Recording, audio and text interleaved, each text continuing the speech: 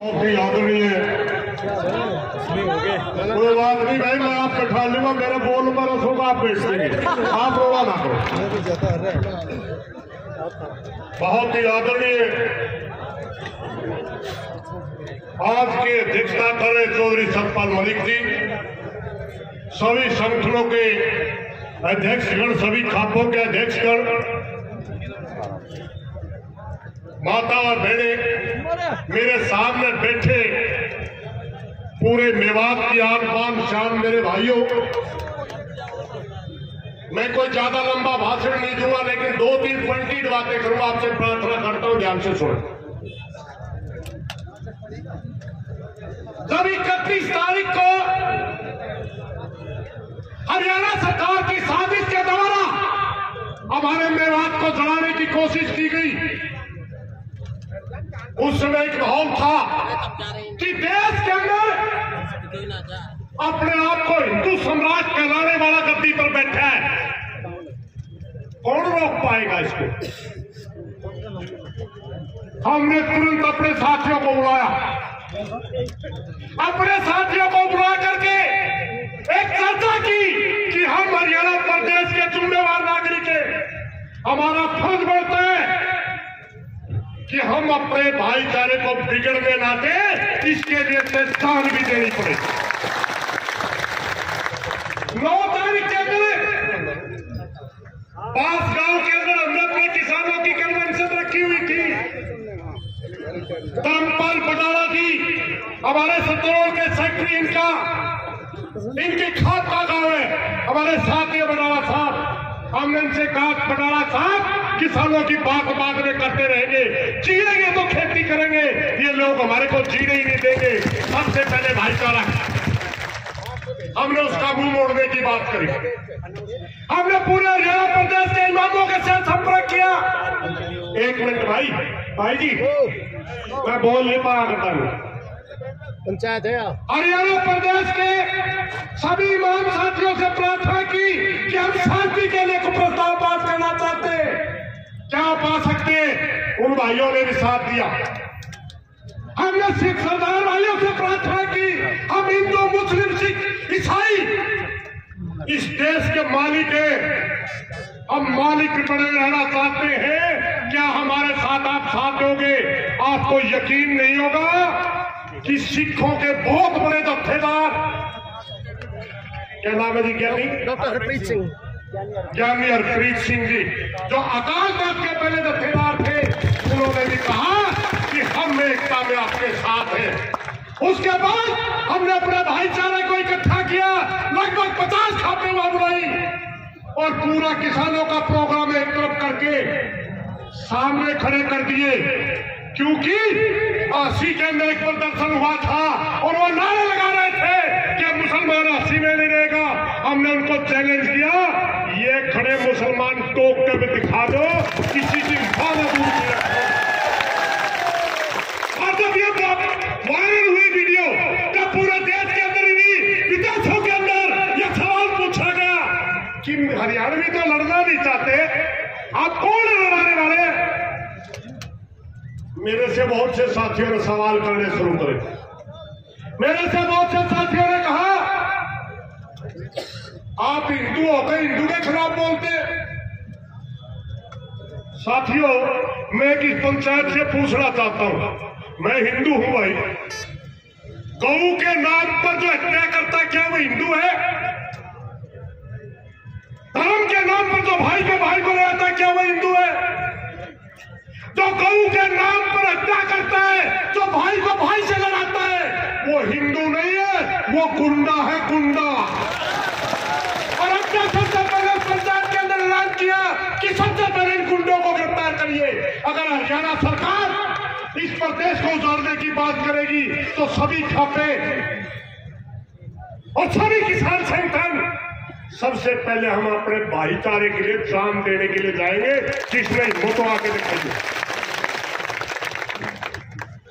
मेरे लोग कहने लगे कि आप हिंदू राष्ट्र नहीं चाहते। हाँ, को नहीं चाहते, बड़ी पंचायत में को नहीं चाहते, क्योंकि जब यह देश आजादी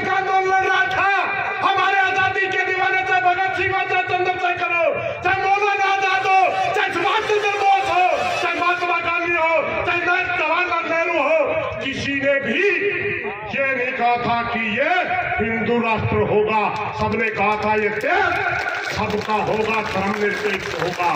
तो हम उन आजादी के दीवानों की बात नहीं मानेंगे। तो किसकी मानेंगे भाई? क्या इनकी मानेंगे? क्या इनकी मानेंगे जो अंग्रेजों की गुलामी करते थे? मैं आरएसएस के बारे में ज्यादा नहीं बोलूंगा, हमारे गुरनाम सिंह जी ने और टिकैत साहब ने बहुत कुछ बोल लिया, मगर एक बात आपको बताता हूं, ये कोई सांस्कृतिक संगठन नहीं है। सांस्कृतिक संगठन के नाम से लोगों को ठगा जाता है। ये सांस्कृतिक संगठन नहीं है। इसका अध्यक्ष एक अपवाद को छोड़ करके एक जाति का बनता है। ये जातिवादी संगठन है, ये एक जाति का संगठन है। इसका अध्यक्ष ना कोई दलित बन सकता, इसका अध्यक्ष ना कोई आदिवासी बन सकता, इसका अध्यक्ष ना हमारे जैसा कोई खेती करने वाला बन सकता, और इसका अध्यक्ष आपने जो बनना ही कहा था। हम इस संगठन को नहीं मानते भाई। जो इस देश के अंदर प्रजातंत्र को नहीं मानता हो, जो इस देश के अंदर संविधान को नहीं मानता हो, हम उस संगठन को नहीं मानते। अगर इस देश के अंदर सबसे ज्यादा दंगे कोई करवाता है, सबसे ज्यादा आतंकवादी गतिविधियां कोई करता है, उसका नाम आरएसएस है। ये सबसे बड़ा देशद्रोही संगठन है जो देश को तोड़ करता था। एक साथी ने मेरा पूछा, भाई मैंने एक बात कह दी थी कि हम छोटू राम के अनुयायी है, भाई छोटू राम के माननीय है, इसलिए जाट का जो बीज होगा इंडिया में नहीं जाऊंगा। कुछ भाई कहने लगे गुमराह ने जब मैं जाता हूँ तो ठेकेदार हो गया। मैं ठेकेदार नहीं हुआ भाई, हमारा ठेकेदार सब छोटू राम था। और जिसकी छाती में आवाज लगी वो याद कर ले, ये बैठे सारे ठेकेदार, हम वहां ठेकेदार करके दिखाइए। अगर इस देश के अंदर किसी ने सिख के खिलाफ उंगली करी, किसी ने मुसलमान के खिलाफ उंगली करी, किसी ने ईसाई के खिलाफ उंगली करी, या हमारे भाईचारे को तोड़ने की बात करी, वो उंगली जड़ से गायब हो जाएगी, उंगली नहीं बचेगी। नहीं, हम सीधी बता देना चाहते हैं, बात याद कर ले। बांट के राजनीति बहुत कर ली आप लोगों ने। राजनीति करो भी शिक्षा पे, राजनीति करो रोजगार पे। मनस मरवा के राजनीति करेगा, लाशों पर राजनीति करेगा। एक बात बताता हूं साथियों, ये ऐतिहासिक तथ्य है, किसी मनोवैज्ञानिक पर पूछ रही हो। जो व्यक्ति जिस भी घटना से कामयाब होता है, वो व्यक्ति वो घटना बार बार दोहराता है। 2002 के दंगों से पहले नरेंद्र मोदी कोई लीडर नहीं था, एक्सीडेंटल सीएम था। 2002 के दंगों के अंदर कई हजार आदमियों को मरवा करके ये लीडर बना है। और जब भी इसके ऊपर कोई आंख से आंख मिला करके रोजगार की बात करेगा, किसान की बात करेगा, कोई गरीबी की बात करेगा, तो या कोई सिटी की बात करेगा, तो ये जातीय दंगे करवाएगा, धार्मिक दंगे करवाएगा। एक प्रार्थना आप लोगों से भी मैं करना चाहता हूं। अभी गुरुनाम जी बता रहे थे मैं चीजें की सेवा करी, वो ट्रैप था, वो ट्रैप था, वो आपको भड़काने के लिए की गई बात थी। और जो उन्हें का ट्रैप में फंसोगे तो देश को नहीं बचता भाई। बीजेपी आरएसएस के लोगों की चाल में फंसना छोड़ दो आप लोग। उनका मकसद ये है कि आप लोगों को बदनाम करके उग्रवादी घोषित किया जाए, आप लोगों के बच्चों को जेलों में सुना जाए, आपके ऊपर कानूनी कार्रवाई की जाए। इसलिए जरूरी नहीं है उनके बहकाव में आना। अगर हम इन बात को समझते तो आप लोगों को भी समझना पड़ेगा। पूरे मेवात से मेरी हाथ जोड़ करके प्रार्थना है, अगर इस किस्म की कोई बात कहता है तो उससे बचिए। साथियों में थोड़ा लेट पहुंचा क्योंकि 22 तारीख को हमने चंडीगढ़ के रावटी काल में रखी थी, बाढ़ आ रही पूरे उत्तर भारत में, बड़ा लाठीचार्ज हुआ था, इसलिए हम थोड़ा लेट पहुंचे, इसके लिए माफी चाहूंगा। और एक बात और बता दें, संयुक्त मोर्चे का जो प्रभारी मंडल बनाया गया राजस्थान का, संयुक्त मोर्चे की तरफ से उस प्रभारी मंडल में मैं राजस्थान का प्रभारी भी हूं।